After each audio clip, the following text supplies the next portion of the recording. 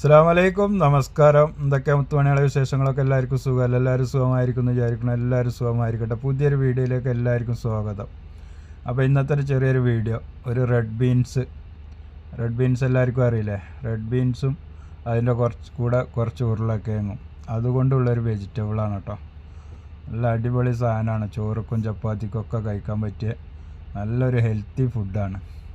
അപ്പോൾ അതിനും വേണ്ടിയിട്ട് ചെമ്പ് വെച്ച് എണ്ണയെല്ലാം ഒഴിച്ച് എണ്ണ ചൂടായി അതിൽ വെളുത്തുള്ളി, ഇഞ്ചി, അതേമാതിരി പട്ട, കറാമ്പൂ, ഏലക്ക, ചെറിയ ജീരകം ഇതെല്ലാം ഇട്ടിട്ട് നന്നായിട്ട് വാട്ടിയെടുത്തിട്ട് അതിനകത്ത് ഉള്ളി എടുത്തിട്ട് തക്കാളിയൊക്കെ ഇട്ട് വാട്ടിയെടുക്കുകയാണ്. അതിനുള്ള മസാല റെഡി ആയിക്കൊണ്ടിരിക്കുകയാണ് കേട്ടോ. അപ്പോൾ ഈ കിട്ട സാധനങ്ങളാണ് പട്ട, കറാമ്പൂ, ഇഞ്ചി, വെളുത്തുള്ളി, ഏലക്കായ്, ജീരകം, അങ്ങനെയുള്ള സാധനങ്ങളൊക്കെ. അതെല്ലാം മൂത്ത് വന്നതിന് ശേഷം ഉള്ളി ഇടുക. ഉള്ളി നല്ല മൂത്ത് വന്നതിന് ശേഷം തക്കാളി ഇടുക. തക്കാളി നല്ല മൂത്ത് വന്നതിന് ശേഷം പിന്നെ മസാലയും ചേർക്കുക. മസാല മറ്റേ മല്ലിപ്പൊടി, മഞ്ഞൾപ്പൊടി, അങ്ങനെയുള്ള മസാല ഒക്കെ തന്നെ, കുറച്ച് ഗരം മസാലയൊക്കെ ചേർക്കുക.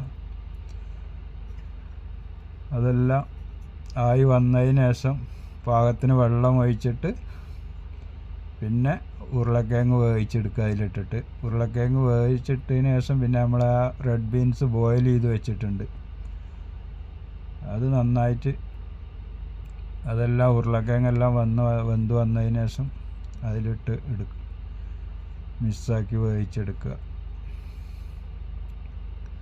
അപ്പോൾ ആ ഉള്ളി ഒന്ന് പെട്ടെന്ന് ആകാൻ വേണ്ടിയിട്ട് കുറച്ച് ഉപ്പ് ഇട്ട് കൊടുത്തതാണ് കേട്ടോ. ഉപ്പ് ഇട്ട് കൊടുത്തു കഴിഞ്ഞാൽ ഉള്ളിയെല്ലാം പെട്ടെന്ന് മൂത്ത് വരും.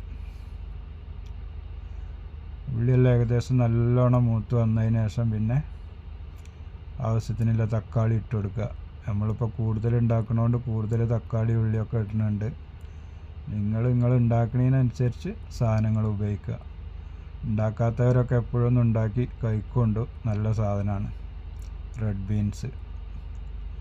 മസാല ആയിട്ട് ഉണ്ടാക്കുക, ഇനി കുറച്ച് ലൂസായിട്ട് കറി ആയിട്ടാണെങ്കിൽ അങ്ങനെ ഉണ്ടാക്കാം. ഉരുളക്കിഴങ്ങ് ആവശ്യം എല്ലാവർക്കും ഉപയോഗിക്കാം. ഇനി ഉരുളക്കിഴങ്ങ് ഇടാതെ ഉണ്ടാക്കാം. ഇവിടെ പിന്നെ നമ്മൾ നോർത്ത് ഇന്ത്യൻസ് അധികം ഉള്ളതുകൊണ്ട് ഉരുളക്കിഴങ്ങെല്ലാം ഉപയോഗിക്കുന്നതാണ്. അവരാകുമ്പോൾ അവർ ഉരുളക്കിഴങ്ങെല്ലാം ഉപയോഗിക്കും. അതുകൊണ്ടാണ് നമ്മൾ ഉരുളക്കിഴങ്ങ് ഉപയോഗിക്കുന്നത്. നിങ്ങൾക്ക് വേണമെങ്കിൽ നിങ്ങൾക്ക് ഉപയോഗിച്ചാൽ മതി, ഇല്ലെങ്കിൽ ഉപയോഗിക്കണ്ട. ഇല്ലെങ്കിൽ റെഡ് ബീൻസ് മാത്രം കറി വെച്ച് കഴിക്കുക. നല്ലൊരു സാധനമാണ്, ആരോഗ്യത്തിന് നല്ലൊരു ഹെൽത്തി ഫുഡാണ്. അപ്പോൾ നമ്മളെ തക്കാളിയെല്ലാം, ഉള്ളിയും തക്കാളിയെല്ലാം നല്ല വഴന്ന് വന്നിട്ടുണ്ട്, വാട്ടിയെടുത്തിട്ടുണ്ട്. ഇനി അതിലേക്കുള്ള പൊടികൾ ഇടുക. മസാലപ്പൊടികൾ ഇടുക. മല്ലിപ്പൊടി, മഞ്ഞൾപ്പൊടി, മുളകും പൊടിയെല്ലാം ഇടുക. പിന്നെ കുറച്ച് ഗരം മസാലപ്പൊടിയെല്ലാം ഇട്ട് കൊടുക്കുക. ഗരം മസാലയും പട്ട ഇതൊന്നും അധികം കൂടരുത് കേട്ടോ. കൂടിക്കഴിഞ്ഞാൽ അതിൻ്റെ ചുര വരും. പാകത്തിന് ഇട്ട് കൊടുക്കുക. അത് ഇടാതെ ഇരുന്ന് കഴിഞ്ഞാൽ അപ്പോൾ അതിൻ്റെ ഒരു ടേസ്റ്റും ഉണ്ടാവില്ല. അപ്പോൾ അതുകൊണ്ട് അതെല്ലാം ചേർത്ത് കൊടുക്കുക ഉണ്ടാക്കുമ്പോൾ. നല്ലൊരു ഫുഡാണ്, നല്ലൊരു വെജിറ്റബിളാണ് കേട്ടോ. സാധനം കുറച്ച് വില കൂടുതലായിരിക്കും, എന്നാലും നല്ല സാധനത്തിന് എപ്പോഴും വില കൊടുക്കേണ്ടി വരില്ലേ? ഇടയ്ക്കൊക്കെ ഉണ്ടാക്കി കഴിച്ച് നോക്കുകൊണ്ടു.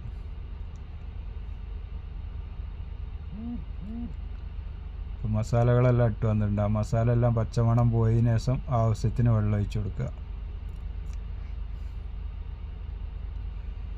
എത്രയാണ് നിങ്ങൾ സാധനം ഉണ്ടാക്കുന്നത് വെച്ചെങ്കിൽ അതിനനുസരിച്ച് മസാല ഇട്ട് കൊടുക്കുക. മസാല കൂടാനും പാടില്ല, കുറയാനും പാടില്ല.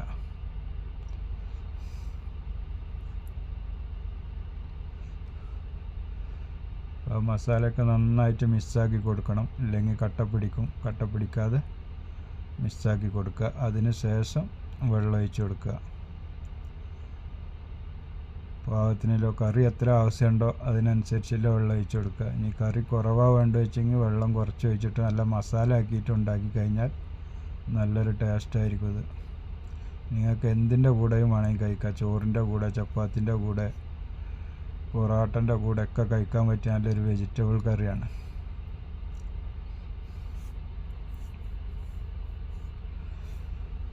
വേണ്ട മസാല എല്ലാം നല്ല ഒന്ന് വഴന്ന് ആ പച്ചമണമൊക്കെ ഒന്ന് മാറി ഇനി ആവശ്യത്തിന് വെള്ളം കൂടി ഒഴിച്ചു കൊടുത്തു കഴിഞ്ഞാൽ പിന്നെ അതിനകത്ത് ഉരുളക്കിഴങ്ങും കൂടി ഇട്ട് കൊടുക്കുക. നമ്മൾ ആവശ്യത്തിന് വെള്ളം ഒഴിച്ചു കൊടുത്തിട്ടുണ്ട്.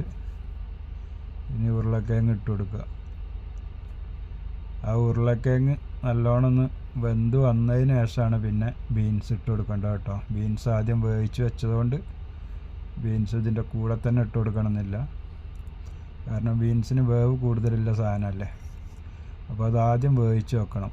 നാട്ടിലൊക്കെ നിങ്ങൾ ഉണ്ടാക്കുകയാണെങ്കിൽ കുക്കറിലിട്ടിട്ട് 2-3 വിസിലടിച്ച് കഴിഞ്ഞാൽ നിങ്ങൾ ഈ മസാല ഉണ്ടാക്കുമ്പോൾ അതിന് തന്നെ അത് റെഡിയാവും.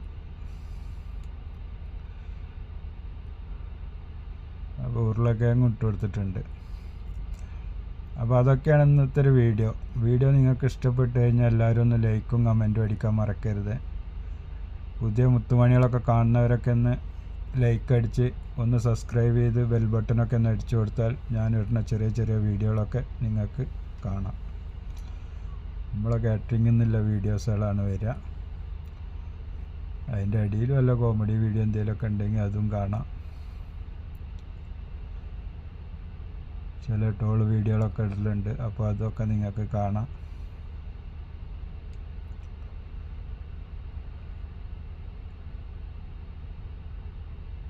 അപ്പോൾ ആ കിഴങ്ങെല്ലാം നല്ലോണം ഒന്ന് വെന്ത് വന്നിട്ടുണ്ട് കേട്ടോ. ഇനി അതിക്ക് ബീൻസ് ഇട്ട് കൊടുക്കണം. നമ്മൾ വേവിച്ച് വെച്ച ബീൻസ് അതിലേക്ക് ഇട്ട് കൊടുക്കുക. ബീൻസ് ഇട്ട് കൊടുത്തു കഴിഞ്ഞാൽ പിന്നെ 1-2 തിളച്ച് കഴിഞ്ഞാൽ സാധനം റെഡിയായി കേട്ടോ. ബീൻസ് ഇടുന്നുണ്ട്. അപ്പോൾ ഇതൊരു 10-25 കിലോ ബീൻസും അതേമാതിരി ഒരു 10-12 കിലോ ആലും ഒക്കെ ഉണ്ടാവും. ഉരുളക്കിഴങ്ങ് നമ്മളിവിടെ 10,000-ൻ്റെ മുകളിലുള്ള ആൾക്കാർക്ക് ഉണ്ടാക്കുന്നതാണ്. അപ്പോൾ അതിനനുസരിച്ചുള്ള കൂടുതൽ സാധനം ഉണ്ടാവും. അപ്പോൾ അത് ബീൻസ് ഇട്ട് കൊടുത്തു. ഇനി അത് നല്ലോണം ഒന്ന് ഇളക്കി മിക്സാക്കി 1-2 തിളച്ച് കഴിഞ്ഞാൽ കുറച്ച് മല്ലിയിലയൊക്കെ കട്ട് ചെയ്തിട്ട് കഴിഞ്ഞാൽ വല്ലാത്തൊരു ടേസ്റ്റാണ് കേട്ടോ. നല്ലൊരു ടേസ്റ്റാണ്. നിങ്ങൾ ഉണ്ടാക്കി നോക്കുന്നുണ്ടോ? എന്നിട്ട് നിങ്ങളൊക്കെ അഭിപ്രായങ്ങൾ അറിയിക്കുന്നുണ്ട്. സാധനം ഇവിടെ റെഡിയായിട്ടുണ്ട്.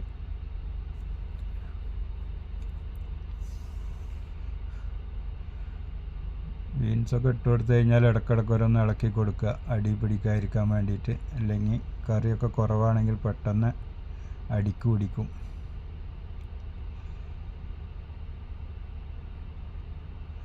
തീയും കുറച്ച് വെക്കുക. തീ കൂട്ടി വെക്കരുത്. തിളച്ച് കഴിഞ്ഞാൽ പിന്നെ തീ കൂട്ടി വെക്കരുത്. കാരണം ഉരുളക്കിഴങ്ങ് ബന്ധമാണ്, ബീൻസും ബന്ധതാണ്. ഒന്ന് തിളച്ച് കിട്ടിയാൽ മതി. തിളച്ച് കിട്ടിയാൽ റെഡിയായി.